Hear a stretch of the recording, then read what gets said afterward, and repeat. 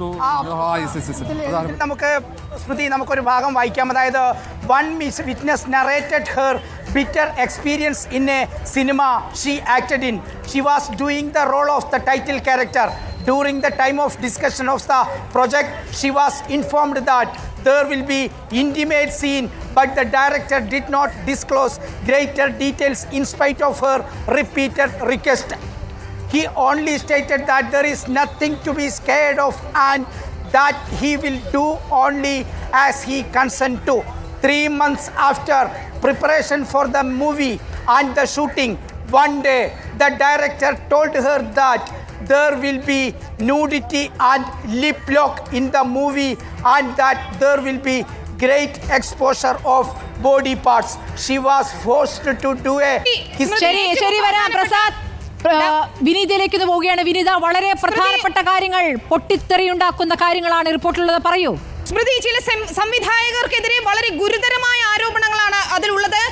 ഇത്തരത്തിലുള്ള ചില രംഗങ്ങളിൽ, നിർബന്ധിതമായ ചില രംഗങ്ങളിൽ അഭിനയിക്കാൻ തയ്യാറാക്കുന്നത്, അതായത് ഇന്റിമേറ്റ് സീൻസ്, അത് സിനിമയിൽ ചിത്രീകരിക്കുന്നതിന് വേണ്ടി നിർബന്ധിച്ചു. അതായത് ചുംബന രംഗങ്ങളിൽ അഭിനയിക്കുന്നതിന് നിർബന്ധിച്ചു. അതിന് തയ്യാറില്ലെന്ന് അറിയിച്ചപ്പോൾ ഒരു സംവിധായകൻ തന്നെ ബ്ലാക്ക് മെയിൽ ചെയ്തു എന്നാണ് ഒരു നടി മൊഴി നൽകിയിരിക്കുന്നത്.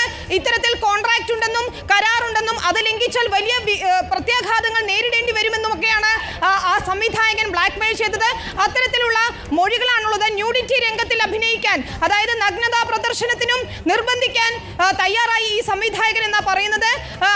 അതല്ലെങ്കിൽ അതിന് തയ്യാറായില്ലെങ്കിൽ കൊച്ചിയിൽ വന്ന് വ്യക്തിപരമായി തന്നെ കാണണം, എങ്കിൽ മാത്രമേ ഈ സീനുകൾ ഡിലീറ്റ് ചെയ്യൂ എന്ന് അറിയിച്ചു എന്നാണ് പറയുന്നത്.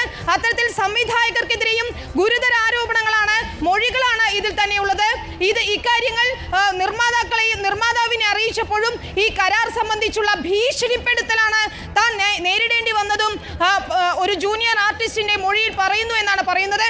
അതുപോലെ ജൂനിയർ ആർട്ടിസ്റ്റുകളെ വിതരണം ചെയ്യുന്ന ആളുകളും ഏജന്റുമാരും ചൂഷണത്തിന് ഇരയാക്കുന്നു ജൂനിയർ ആർട്ടിസ്റ്റുകളെ എന്നും മൊഴിയിൽ പറയുന്നുണ്ട്. അവരുടെ ഉൾപ്പെടെ മൊഴി രേഖപ്പെടുത്തിയിട്ടുണ്ട് ഹേമ കമ്മിറ്റി എന്നാണ് പറയുന്നത്. അത്തരത്തിൽ സംവിധായകൻ ബ്ലാക്ക് മെയിൽ ചെയ്യുന്നു, നിർബന്ധിച്ച ചുംബന രംഗത്തിലും ന്യൂഡിറ്റി രംഗത്തിലും അഭിനയിക്കുന്നതിന് വേണ്ടി നിർബന്ധിക്കുന്നു തുടങ്ങിയ ഗുരുതര ആരോപണങ്ങൾ തന്നെയാണ് ഈ റിപ്പോർട്ടിലുള്ളത്. അത്തരത്തിൽ women in cinema have a strong case that members of WCC are banned from cinema only because they are members of the said organisation.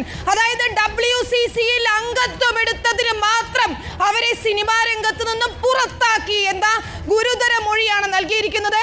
No person will have the same prominence in film always. അവർക്ക് അവസരങ്ങൾ നിഷേധിക്കുന്നു, അവരെ cinema ഇൻഡസ്ട്രിയിൽ നിന്ന് തന്നെ പുറത്താക്കുന്നതിനുള്ള നീക്കങ്ങൾ നടന്നു.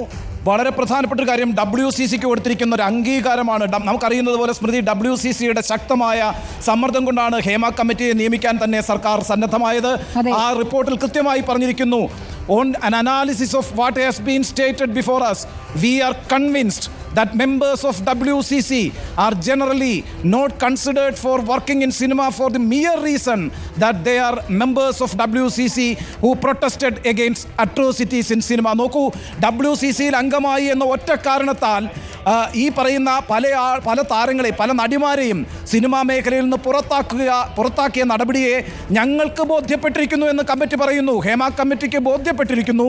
WCCയിൽ അംഗമായ ഒറ്റ കാരണം കൊണ്ട് നടികൾക്ക് കഴിവുണ്ട്, അവരുടെയൊക്കെ ആക്ടിംഗ് സ്കിൽ എന്ന് പറയുന്നത് അൺഡിസ്പ്യൂട്ടഡ് ആണ് എന്നുകൂടി ഈ റിപ്പോർട്ടിൽ പറയുന്നു. അൺഡിസ്പ്യൂട്ടഡ് ആയിട്ടുള്ള, തർക്കരഹിതമായിട്ടുള്ള കഴിവുള്ള നടിമാരെ WCCയിൽ അംഗമായി എന്ന ഒറ്റ കാരണം കൊണ്ട് പല നടന്മാരുടെയും പല രാജാക്കന്മാരുടെയും നടപടികളിൽ പ്രതിഷേധിച്ചു എന്നുള്ള ഒറ്റ കാരണത്താൽ അവർക്കൊക്കെ ഏതാണ്ട് ബാൻ ചെയ്യപ്പെട്ട അവസ്ഥ ഉണ്ടായിരിക്കുന്നു എന്നും അത് തങ്ങൾക്ക് ബോധ്യപ്പെട്ടിട്ടുണ്ട് എന്നും ഹേമ കമ്മിറ്റി പറയുന്നു.